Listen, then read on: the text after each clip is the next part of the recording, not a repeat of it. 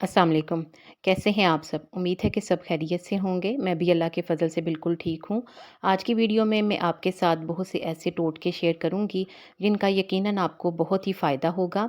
इसलिए वीडियो को पूरा देखिएगा और अगर इन टोटकों से थोड़ा-सा भी फ़ायदा पहुँचे तो वीडियो को ज़रूर लाइक करें और अगर आपने मेरा चैनल भी सब्सक्राइब नहीं किया तो सब्सक्राइब करने के साथ-साथ घंटी का बटन भी ज़रूर प्रेस कर दें। अगर पसली में दर्द हो जैसा कि सर्दी का मौसम है तो गर्म पानी पिएं, जितना गर्म पी सकते हैं पिएं और गर्म पानी पीते रहने से ये दर्द दूर हो जाएगा। मुर्गी के साथ मूली खाना मुज़र सेहत हो सकता है, लिहाजा मुर्गी के गोश्त के साथ मूली का इस्तेमाल नहीं करना चाहिए। खीरे के छिलके सफाई के लिए बेहतरीन है। इसके छिलकों के ज़रिए मेज़ की ऊपरी सतह और दीवारों पर लगे हुए निशानात को साफ़ किया जा सकता है। और अगर आपके बाथरूम के शीशे धुंधलाहट का शिकार हैं तो इनके ऊपर खीरे के छिलके फेरें, शीशे बिल्कुल साफ़ सुथरे हो जाएंगे। मुर्गियों को बीमारियों से महफूज रखने के लिए आटा गूंद कर इसमें अजवाइन, लहसुन और प्याज कूट कर मिक्स करके मुर्गियों को खिलाएं। ये बहुत ही आजमूदा नुस्खा है। कपड़े धोने से पहले इनके ज़िप और बटन वगैरह बंद कर दें ताकि ये आपस में ना उलझें। कपड़ों को बेरंग होने से बचाने के लिए इनको उल्टा करके धोएं और सुखाएं। पहली बार गहरे रंग के कपड़े धोते हुए पानी में नमक भी मिला दें ताकि इनका रंग पक्का हो जाए।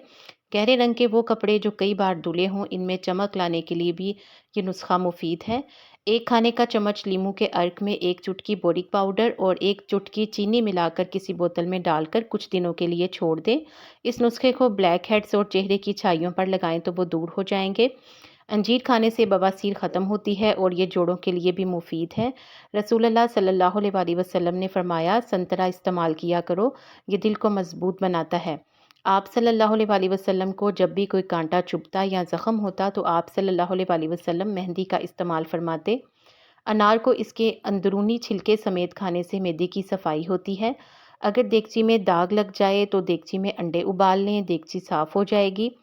संगमरमर के फर्श पर अगर धब्बे पड़ जाएं तो एक लीमू को काट कर फर्श पर मलें, धब्बे साफ़ हो जाएंगे। और इसके अलावा संगमरमर की चीज़ें जैसे गुलदान, एश ट्रे, गमले और पेपर वेट को अगर धोना हो और इनके धब्बे साफ़ करने हो तो पानी में अमोनिया मिलाकर इनको धो लें, ये बिल्कुल साफ़ सुथरे हो जाएंगे।